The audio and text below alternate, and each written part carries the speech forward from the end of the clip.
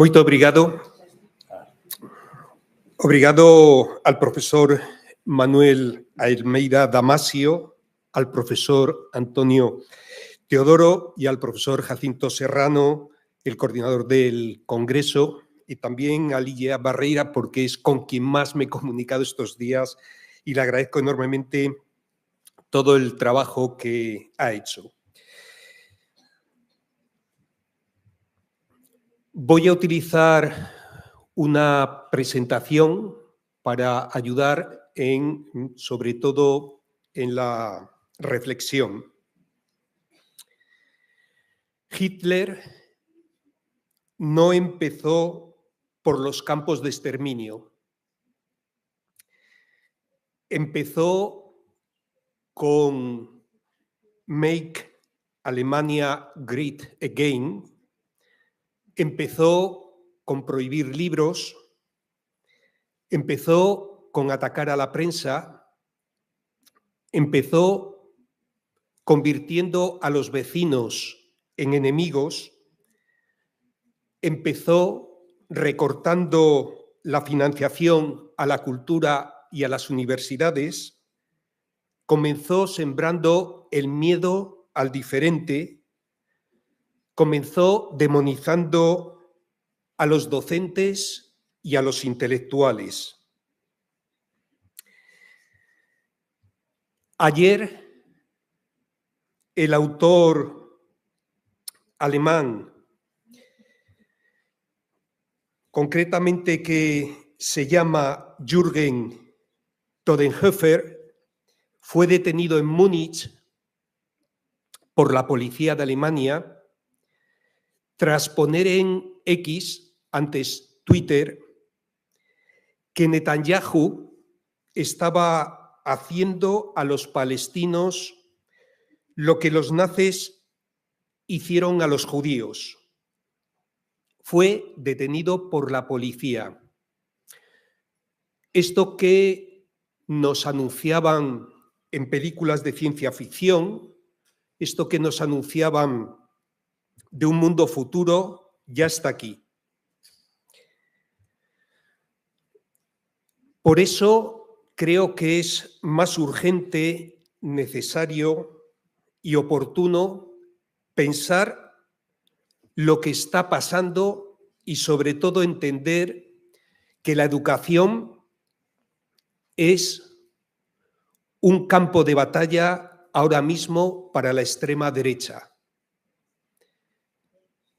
La batalla cultural tiene un eje de disputa central en la educación.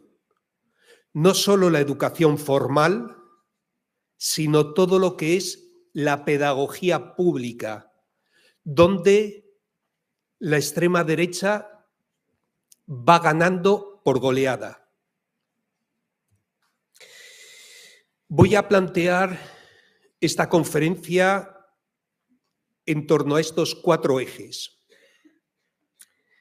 El auge del neofascismo, eso que decía Antonio Gramsci, un mundo se muere y el siguiente tarda en nacer, y en este claroscuro surgen los monstruos.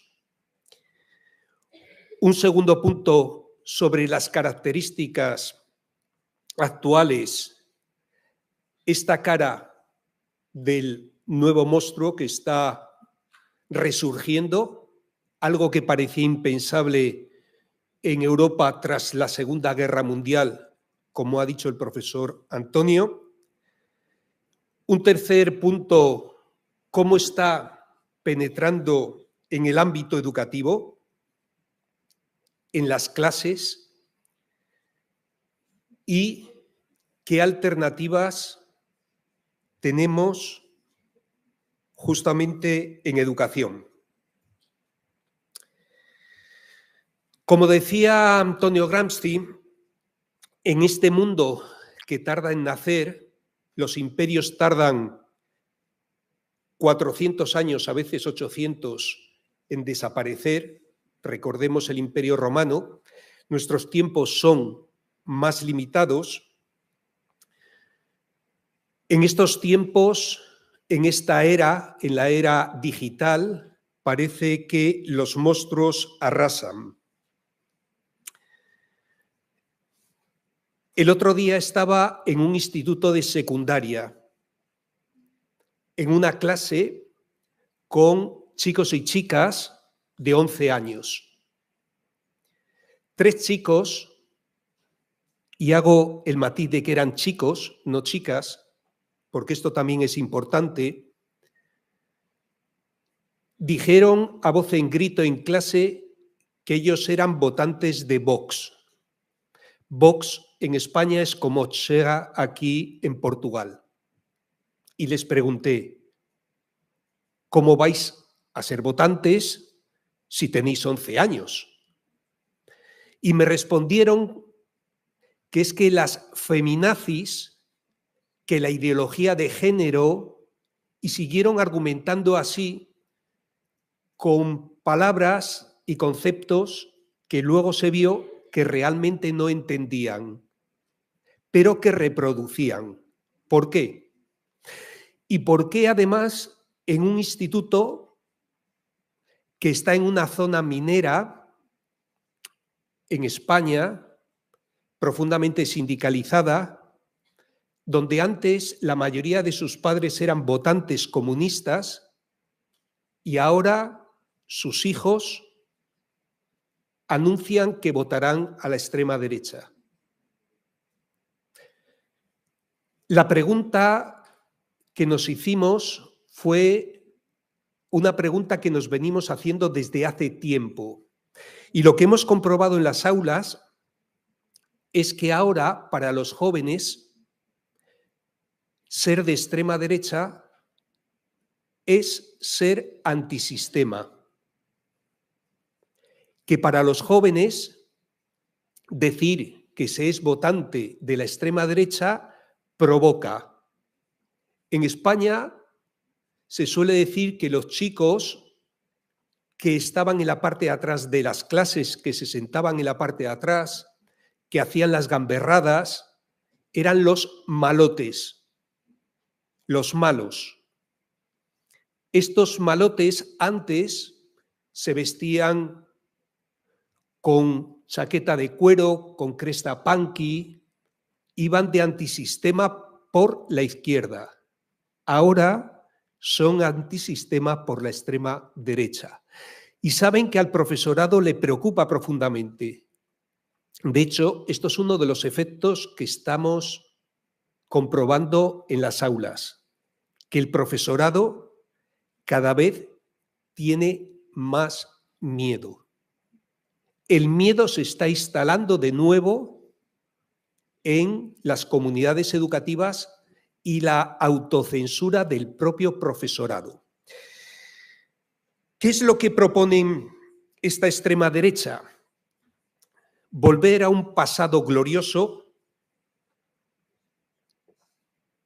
supuestamente glorioso, aquello de la conquista vuelve a renacer, el hacer grande al país que sea y que nuestra tribu mande más que otras tribus, parece ser una de las consignas, y envueltos en banderas. Fundamentalmente en España las guerras de la bandera se ha convertido en uno de los elementos simbólicos más claros.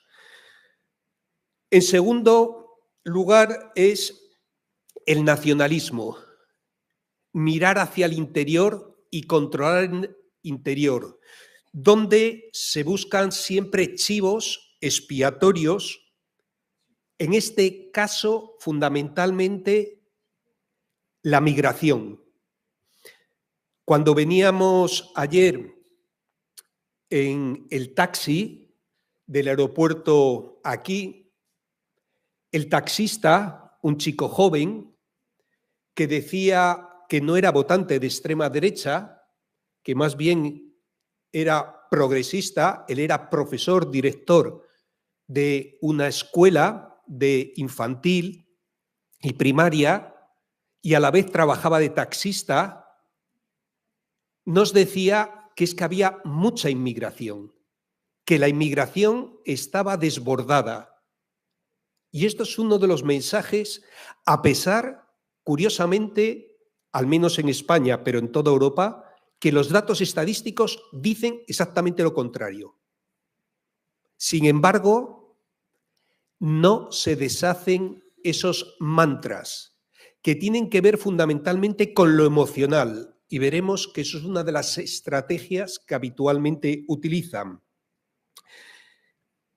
Pero, curiosamente, y esta es la cuarta característica, es que no se identifican a sí mismos como fascistas.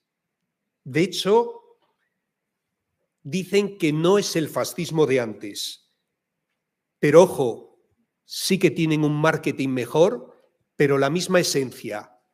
No van con cabezas rapadas, no hacen el saludo hitleriano, excepto Elon Musk y 2 o 3 más, van vestidos de traje, de Gucci, pero efectivamente la esencia es la misma. De hecho, si hacemos un repaso, lo cierto es que tenemos en todo el mundo personajes muy destacados que conforman esta internacional reaccionaria, que se reúnen además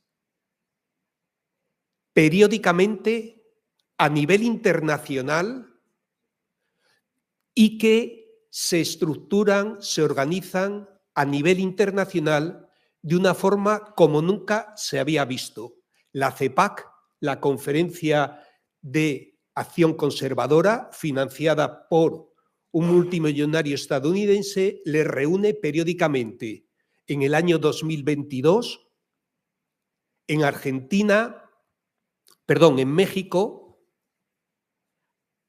salió Milei como conferencista y orador principal, salió al grito de presidente, presidente, cuando ni siquiera se lo había planteado y 2 años después era presidente de su país. Tenemos que tener en cuenta que ellos nos leen, nos estudian, nos analizan, nos conocen. El libro que acabamos de publicar este mes en España y en México con el profesor Mauro Jarquín de la UNAM de México, titulado No pasarán, por qué la extrema derecha quiere controlar la educación y qué hacer para detenerlos. La frase inicial del libro es de Mario Tronti: conocer al enemigo mejor que se conocen ellos. Esto es lo que han hecho. Y sorprendentemente, no solo conocen al enemigo, sino que lo utilizan. Y lo utilizan de tal forma que han conseguido no solo crear un neolenguaje propio, sino algo radicalmente que va mucho más allá. Algo absolutamente sorprendente, que es que incluso los términos tradicionalmente atribuidos a la izquierda los han resignificado y los han convertido en suyos. Si en España preguntamos a cualquier joven qué significa el término libertad, ¿qué entienden por libertad?, nos dirán y nos hablarán no de la libertad republicana, no de la libertad contra la tiranía, no de la libertad de conseguir derechos humanos. Nos hablarán de la libertad de tomarse unas cañas en mitad de la pandemia en cualquier bar de Madrid, que es lo que dijo el icono de la extrema derecha en España, Isabel Díaz Ayuso, que es la presidenta de la Comunidad de Madrid. Eso es lo que se entiende ahora toda la juventud por libertad. Han conseguido resignificar algo que tradicionalmente venía del campo de la izquierda desde la Revolución Francesa. Pues bien, lo que estamos viendo es que no han venido como un virus que desaparece tras la pandemia. Y esto es lo que ha hecho la izquierda en general, minusvalorar la importancia de la extrema derecha. Hemos creído que era una moda pasajera.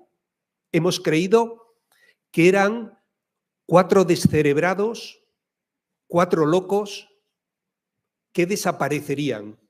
Y lo que estamos viendo es que 1 de cada 4 votantes europeos ha votado a la extrema derecha. Hemos visto que las últimas encuestas de hace 3 días en España, el partido que obtiene mayoría de votos entre la gente joven de 18 a 24 años es Vox, la extrema derecha española. Y aquí tenemos que hacer un matiz. Son mayoritariamente varones, hombres jóvenes, que se sienten cabreados, que se sienten enfadados y que su rabia la vierten contra todos, contra toda la política, porque todos son iguales. Esto lo ha conseguido instalar en el imaginario colectivo la extrema derecha, no solo en España, sino en Europa, en América Latina, en Filipinas y en tantos países.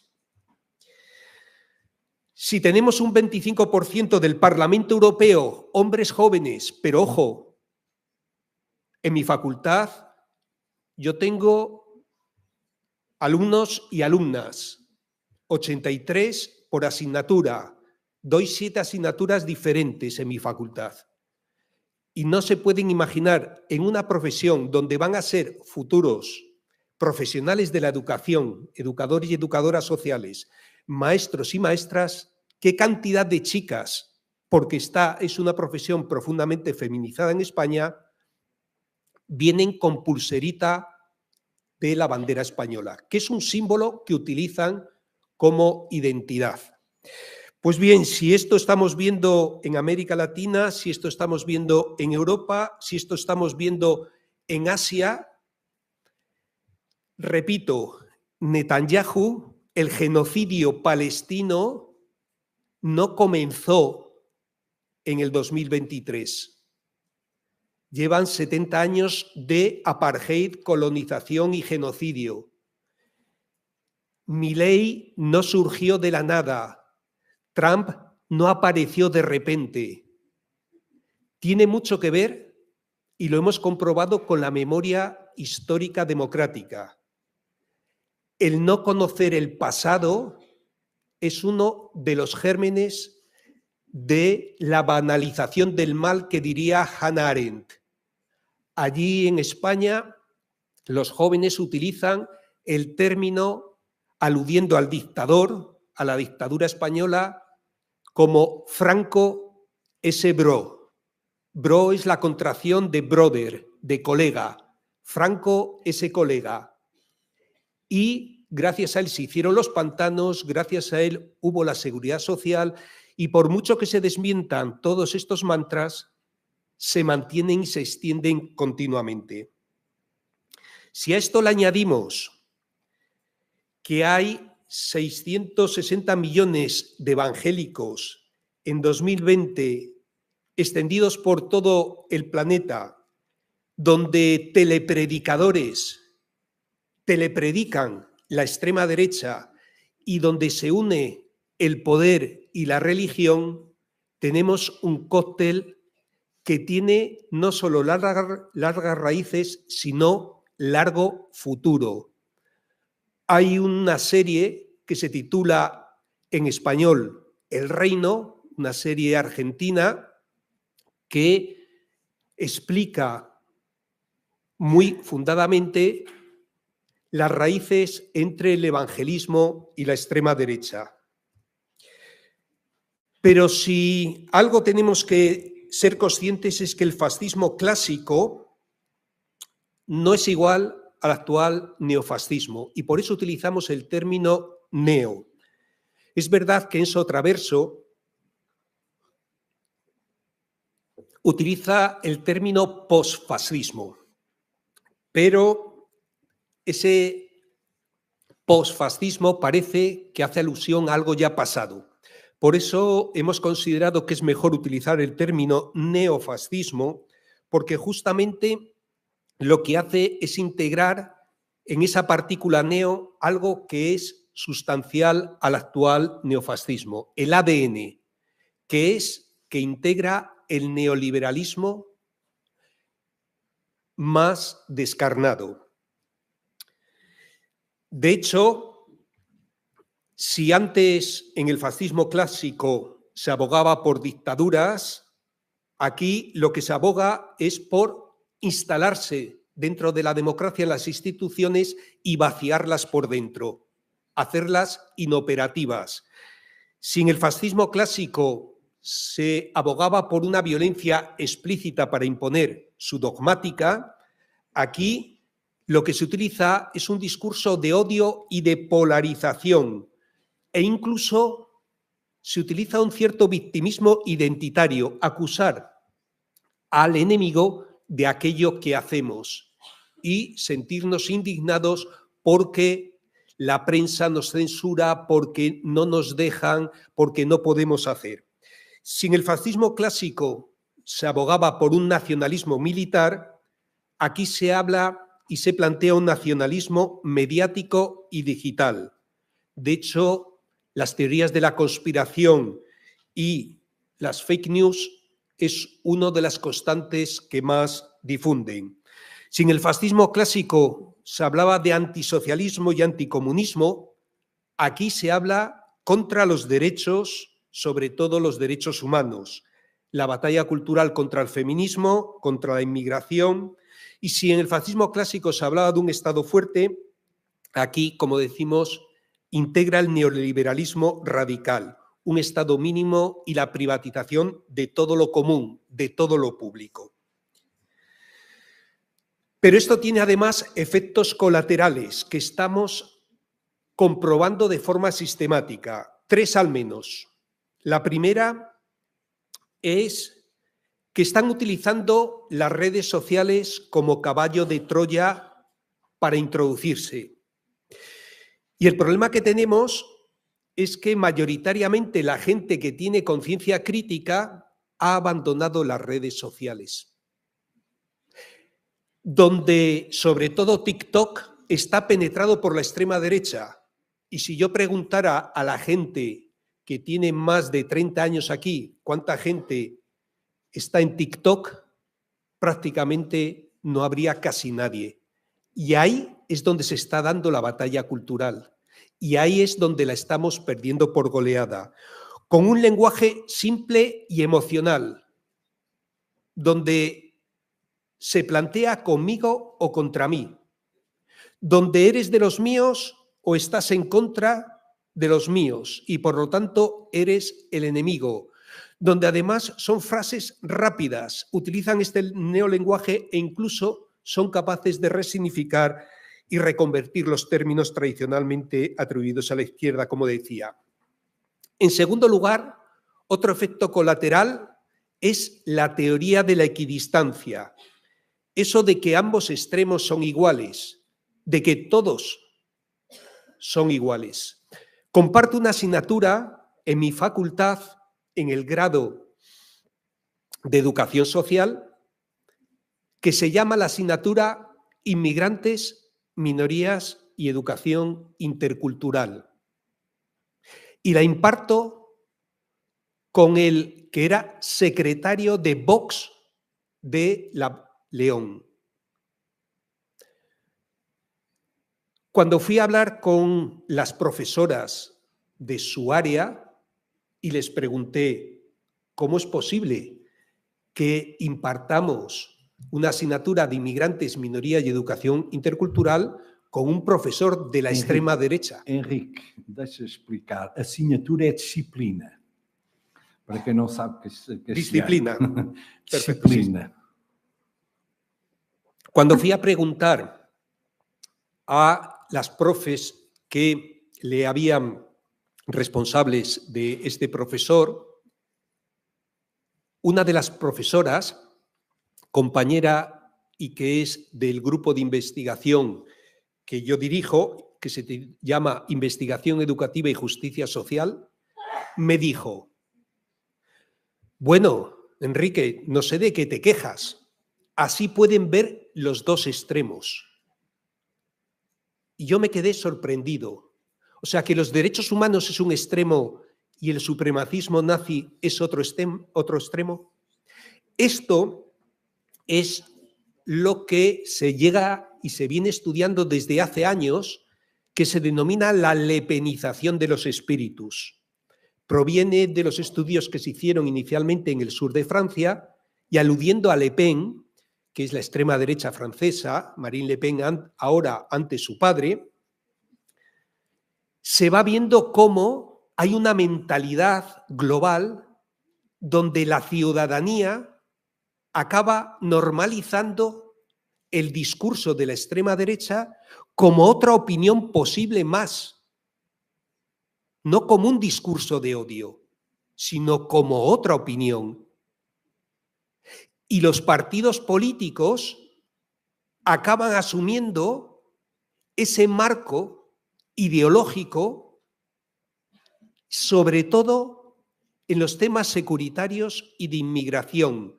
Y vemos a la socialdemocracia en toda Europa compitiendo a ver quién pone más barreras a la inmigración. ¿Qué está pasando en las aulas? ¿Qué está pasando en educación? Pues lo que está pasando es una estrategia que se está desarrollando en todo el mundo. Repito, en todo el mundo se está desarrollando de forma organizada, sistemática, y lo vemos sea en Argentina, sea en Chile, sea en México, sea en Brasil, sea en Mozambique, sea en España, sea en Alemania. En primer lugar, perseguir lo que ellos denominan el adoctrinamiento. Para ellos, adoctrinar es educar en derechos humanos, educar en diversidad afectivo-sexual, es educar en libertad. Es decir, acusan a los demás de hacer lo que ellos hacen y lo primero que hacen es perseguir. ¿Cómo lo persiguen? A través de lo que se ha denominado PIN parental. En México, en España, las mismas estrategias. Y animan al alumnado a grabar al profesorado para denunciarle si habla de derechos humanos. Por eso el profesorado cada vez vemos más en los claustros escolares que se autocensura. Dice, si ya tengo bastantes problemas, no quiero más problemas en el aula. Hice en la Facultad de Educación de la Universidad de León la semana pasada una jornada de educación contra el genocidio para hablar de Palestina. El profesor que venía de la Universidad de Yale, que es una de la Ivy League, de las más importantes de Estados Unidos, y que él está en el top de arriba, por lo tanto no tiene ningún problema, nos dijo, yo doy la conferencia, no tengo ningún problema, pero quitarme del programa, porque tengo problemas para volver a Estados Unidos si aparezco en el programa de una jornada por Palestina. De hecho, pensad que Trump, que hace una estrategia permanente de sacar 8, 10 barbaridades cada día y cuando la oposición le está contestando a la tercera, él ya está en la octava y por lo tanto ha utilizado la estrategia, lo que llama Naomi Klein, la doctrina del shock, y tiene a toda la oposición paralizada porque no le da tiempo a reaccionar, acaba de establecer normativamente que el antifascismo es terrorismo. Algo impensable. Y esto es lo que están haciendo, aprovechar lo que se llama la ventana de Overton. Aquello que era impensable empieza a ser discutible, acaba siendo normalizado y al final acaba siendo legislado.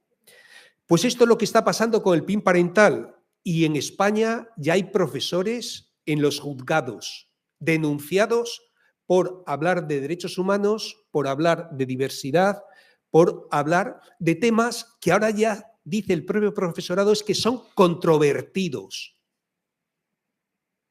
Los derechos humanos, un tema controvertido.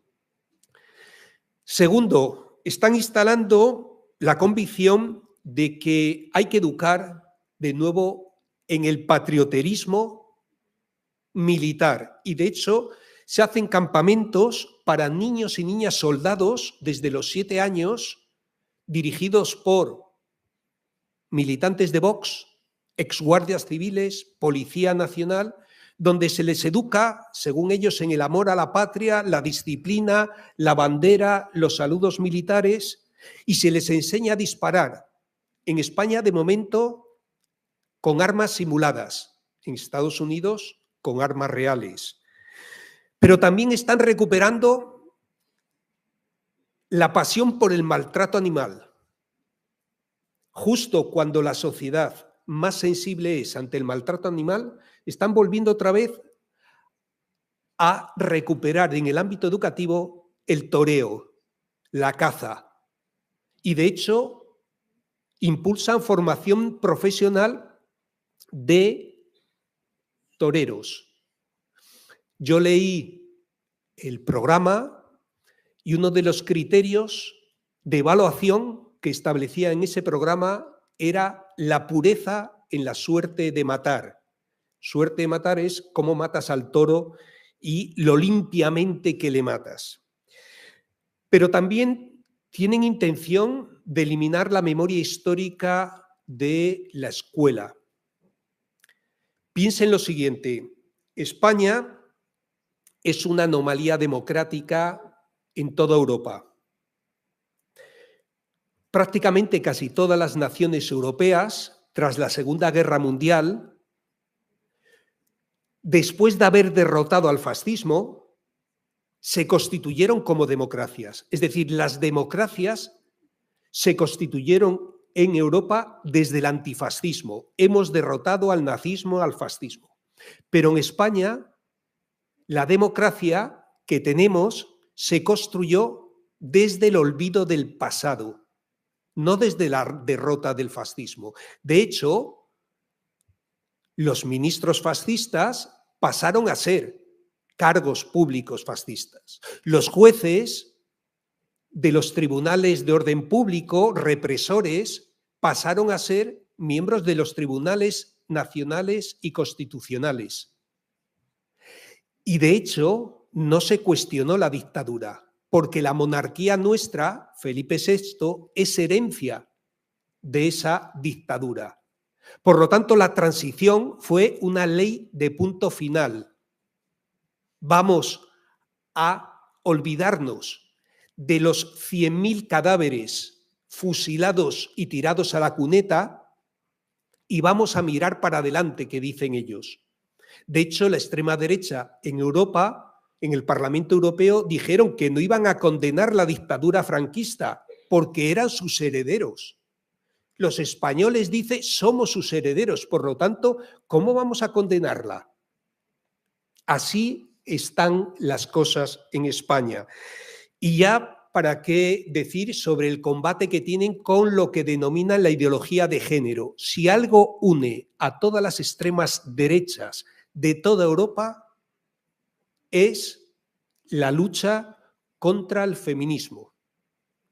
Eso les une de forma increíble. Y además, una parlamentaria de Vox decía que hay que volver a introducir en las aulas la costura, porque coser empodera a las mujeres, y que eso de educar en igualdad y el feminismo no son más que tontadas y majaderías ideológicas. Lo decía así en sede parlamentaria.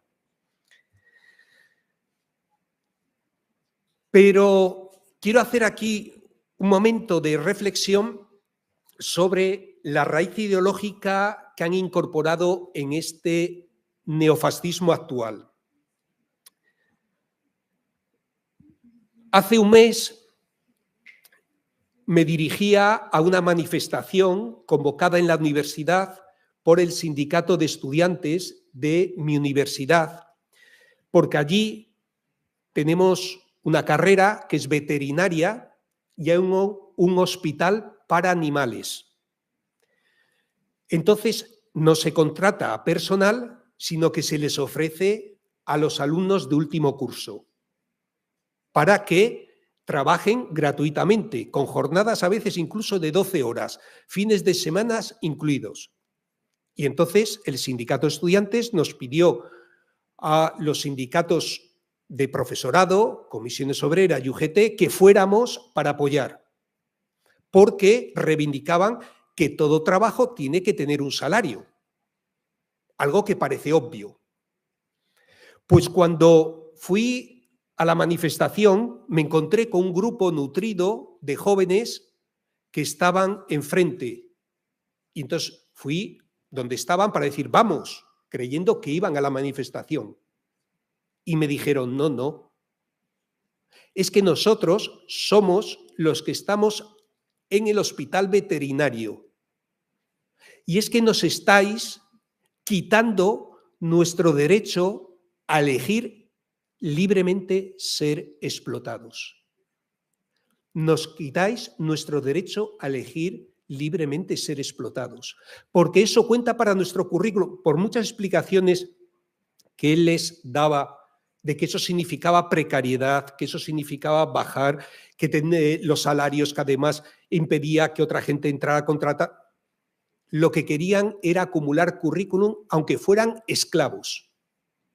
La reivindicación de Uber, de muchos precarios que quieren trabajar como esclavos en Uber y se oponen a que el gobierno nuestro les regulara y tuvieran derechos, porque eso significaría darse de alta, etcétera, etcétera, es absolutamente sorprendente.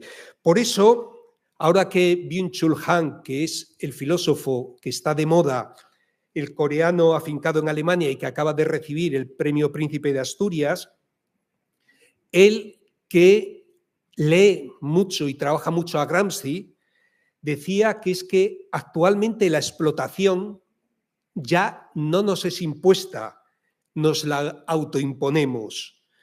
Y lo que está generando en la escuela es la meritocracia extrema, la escuela como ascensor social. Competimos por tener mayores méritos. De hecho, ya no solo los estudiantes lo primero que preguntan es, pero bueno, ¿esto entra para examen? Sino que el profesorado joven lo primero que nos pregunta es, ¿pero esto va a contar en mi currículum para acreditar en lo que es en España la ANECA, que es la agencia que nos permite la acreditación? Este modelo de meritocracia, el problema es que no cuestiona para nada el que haya un arriba y un abajo. Solo dice que algunos podrán subir. Y lo que se ha comprobado desde hace mucho tiempo es que la meritocracia es la sustitución actual de lo que antes era la imposición divina. Había algunos que se lo merecían, ahora se lo merecen por sus esfuerzos.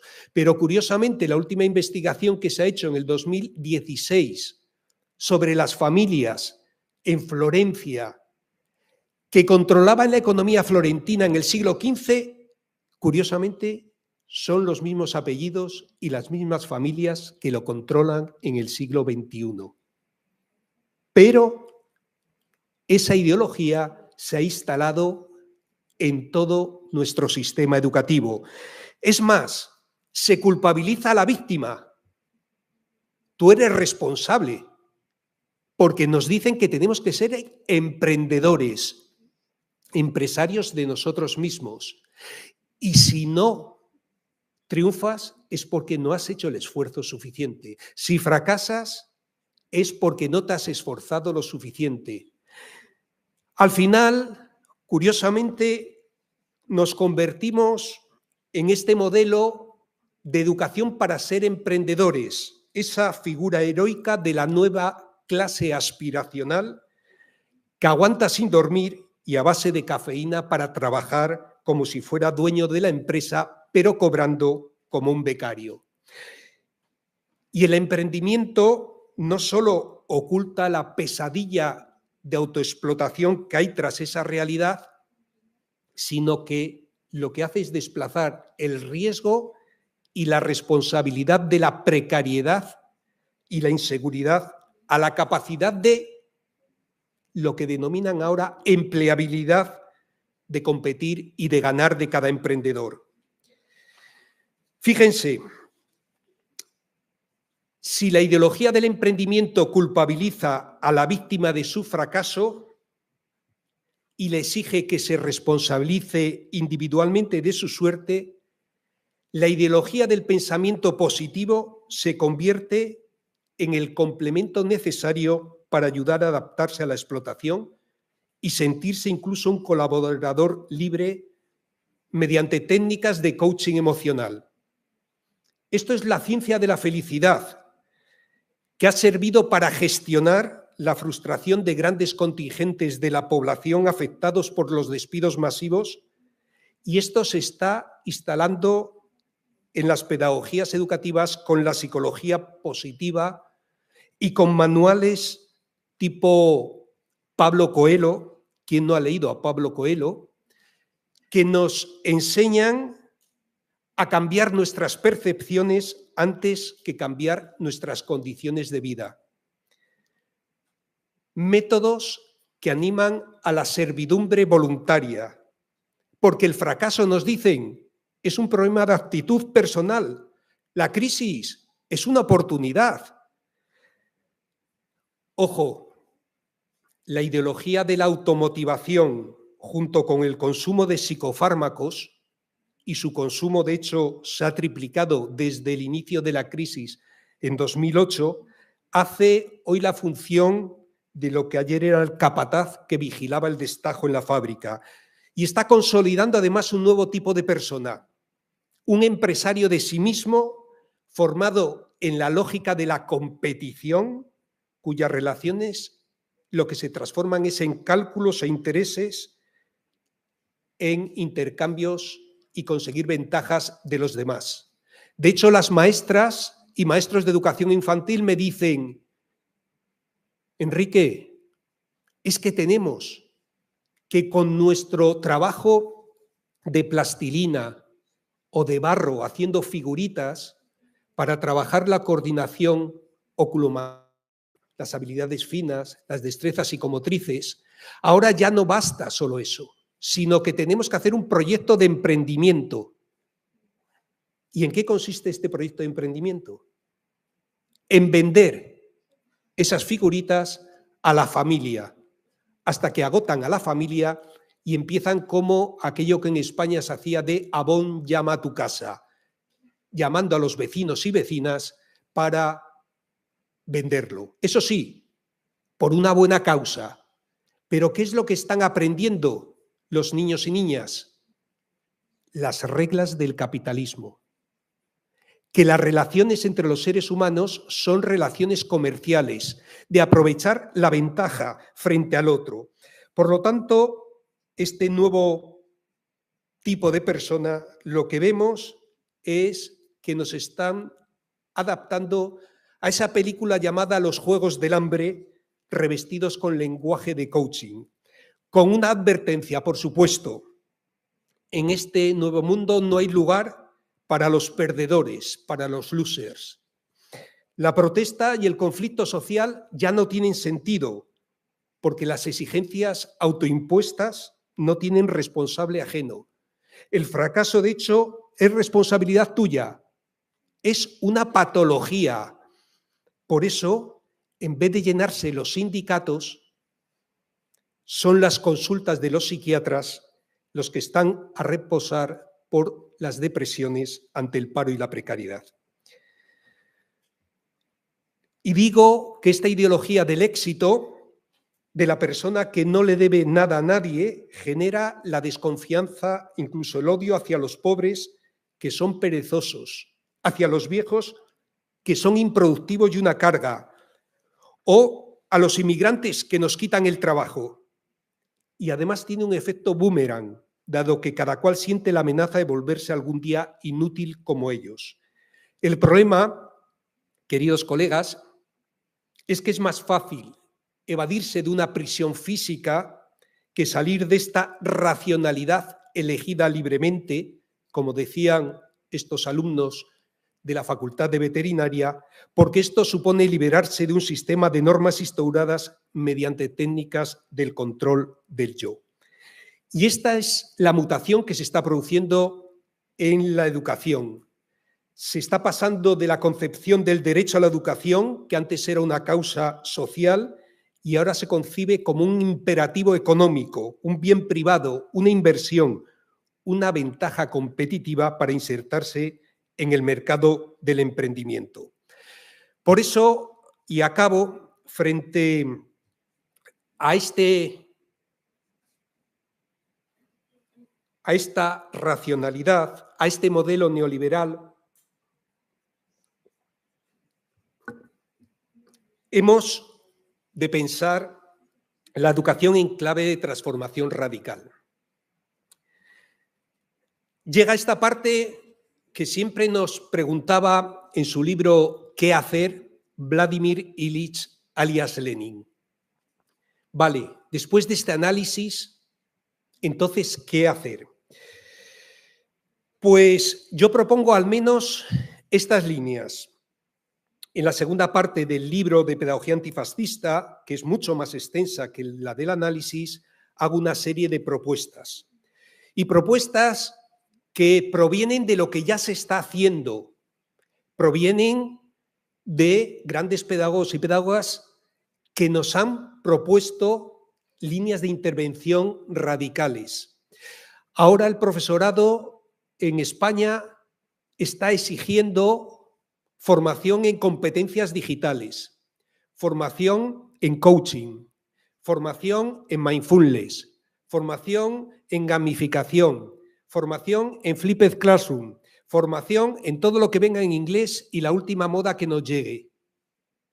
Igual lo que tenemos es que volver a las raíces de lo que es la educación, cómo en la Iglesia se planteó el ayornamiento y el Vaticano II volvió a decir, pero ¿de dónde veníamos? ¿Pero qué es lo que queremos? ¿Y cómo nos lo planteamos? Pues bien, lo que propongo yo creo que es bastante entendible. Una pedagogía crítica, porque la educación es una forma de intervención política en el mundo. El otro día una alumna me decía en clase, pero profe, usted está politizando la asignatura. Y la miré fijamente, utilicé la pedagogía del silencio, dejé que hubiera un tiempo de silencio y que se fuera generando tensión, y entonces utilicé el dedo índice, el de la autoridad. La miré fijamente y la señalé. Y le dije, tienes un 10. Por fin te has enterado de lo que estamos haciendo en educación. Porque si algo está claro es que la educación es política. Pablo Freire, la educación es política. Jaume Carbonell, la educación es política. Dewey, la educación es política porque es una concepción del mundo, es una concepción de qué valores, qué principios, qué derechos queremos para las futuras generaciones, para la sociedad actual. Por lo tanto, la educación es capaz de crear las posibilidades para la transformación social y la lógica del bien común si es crítica en toda asignatura, en todo momento, en todo lugar, más allá de las paredes de las aulas también. En segundo lugar, una pedagogía de los derechos humanos, pero ojo, de todos los derechos humanos, no solo los de primera generación, que eso siempre se reconoce en los derechos civiles y políticos. Hablo también de los derechos de segunda generación, los derechos económicos. La vivienda no puede ser un bien de mercado. La vivienda, como dice en nuestra Constitución y en los derechos humanos, es de utilidad social, un bien común. Por lo tanto, no puede ser un elemento de especulación. Lo digo porque en España hay una crisis de vivienda brutal, por decir algo que realmente está afectando a la gente joven. A esos derechos económicos, sociales y culturales son fundamentales, pero también hablo de los derechos de tercera generación, los derechos de los pueblos y de la solidaridad, como el derecho a la paz y a la no colonización y al no apartheid, como está sufriendo Gaza, Cisjordania y Palestina desde hace mucho tiempo. Los derechos a la justicia internacional, a la solidaridad como algo fundamental, pero también al cuidado ambiental y, por lo tanto, el derecho a superar el capitalismo depredador. Si algo tenemos claro es que el capitalismo va en contra de todos los derechos humanos, porque siempre que hablamos de este diagnóstico, hablamos siempre de los síntomas. La enfermedad es el capitalismo. El capitalismo es incompatible con los derechos humanos. El capitalismo es incompatible con la sostenibilidad y el decrecimiento y la vida en un planeta que hereden nuestras futuras generaciones mejor que el que tenemos. Y hablo también de los derechos de cuarta generación, los derechos a la democracia, los derechos a la información veraz y los derechos a la soberanía digital. El próximo libro que sacamos a finales de este año se titula Soberanía Digital Educativa. Y estamos trabajando porque nos preocupa profundamente no solo la IA, no solo la inteligencia artificial generativa. Nos preocupa que estamos convirtiendo los centros educativos en macrogranjas extractivistas de datos de clientes presentes y futuros sobre los que las grandes financieras van a tener posibilidades de apostar y decidir el futuro. No es que estén vigilando nuestro futuro, es que están construyendo el futuro al que nos tendremos que adaptar. Y está en manos de 5 grandes multinacionales, las GAFAM. Y resulta que los intereses privados son los que deciden sobre los datos que les estamos dando de todas las comunidades educativas en todos los centros escolares de todo el mundo, porque la educación es obligatoria. El oro blanco del siglo XXI se lo estamos poniendo en las manos de estos terratenientes neofeudales o tecnofeudales, como dice Varoufakis, y sin ser conscientes, porque si las investigaciones demuestran algo, es que la inteligencia artificial, como toda tecnología, tiene ideología. Y la ideología de la inteligencia artificial es la Silicon Doctrine, que es la ideología libertariana, es decir, el pensamiento de Milley, que va más allá incluso dentro de la extrema derecha. Y hablo, por último, de los derechos humanos de quinta generación, que implican la superación del paradigma antropocéntrico para aprender a convivir de forma respetuosa con los otros seres vivos, porque somos seres ecodependientes e interdependientes. Al igual que planteo una pedagogía de la memoria que evite la amnesia histórica, ese memoricidio del que he hablado en España, pero es un memoricidio que se ha impuesto sobre los genocidios perpetrados por el fascismo desde los años 20 en nuestros países y que garantice el derecho a la verdad que tienen las futuras generaciones.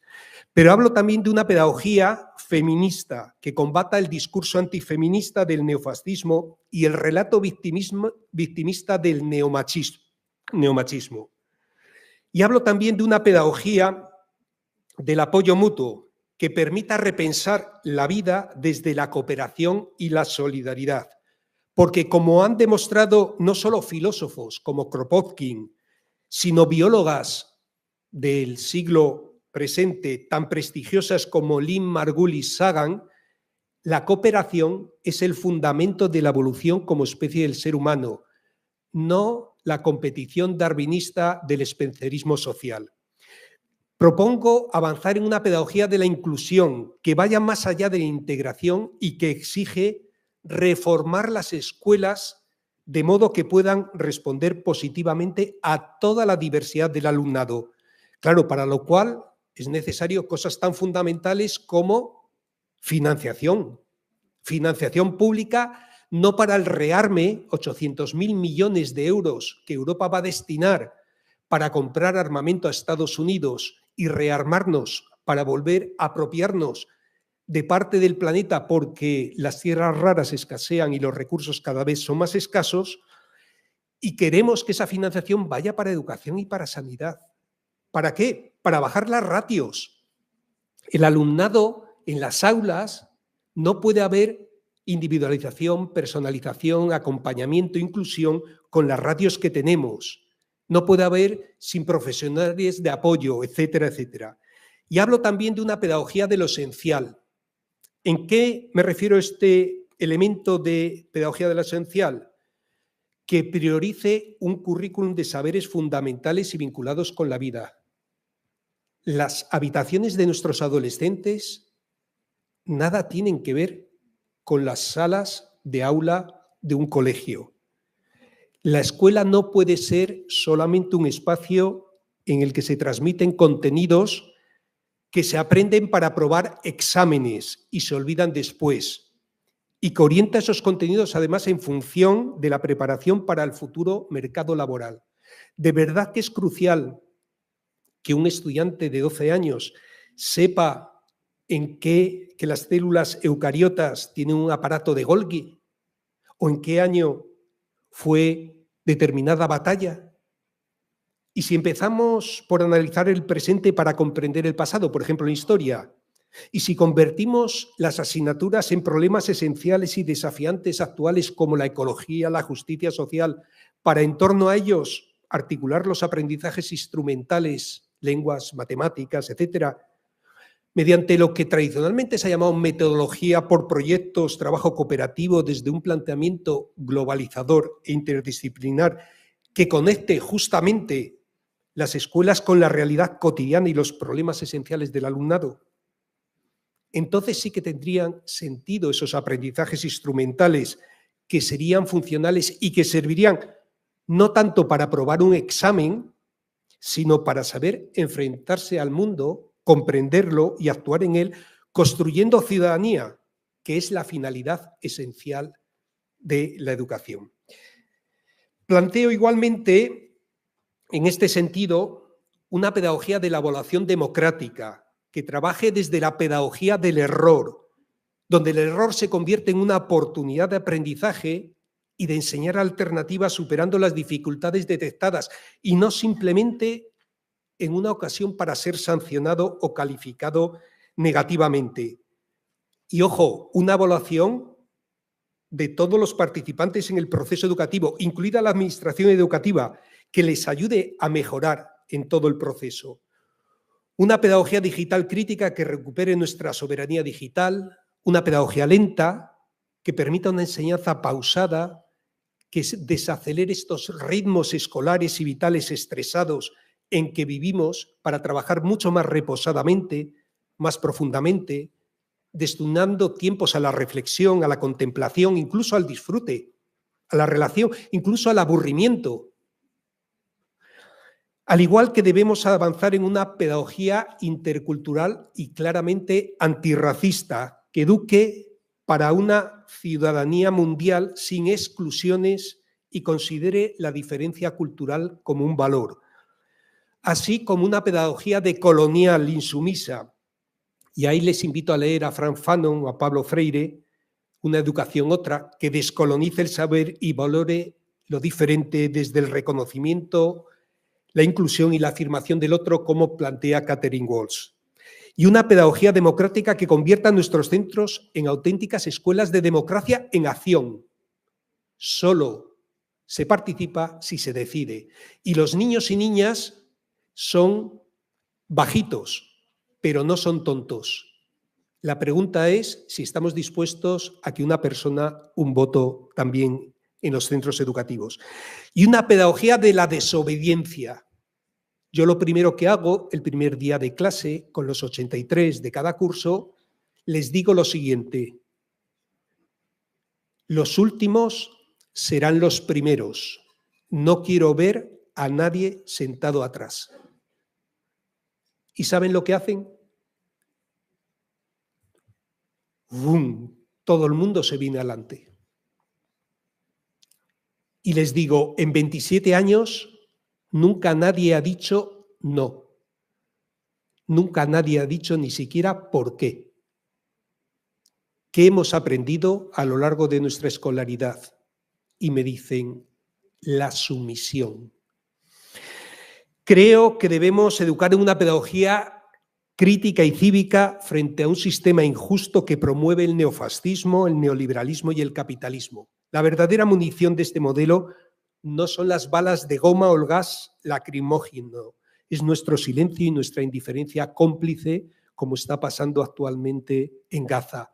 Decía Martin Luther King, nuestra generación tendrá que arrepentirse no tanto de las malas acciones de la mala gente, sino de tanta buena gente que miraba para otro lado con su indiferencia cómplice.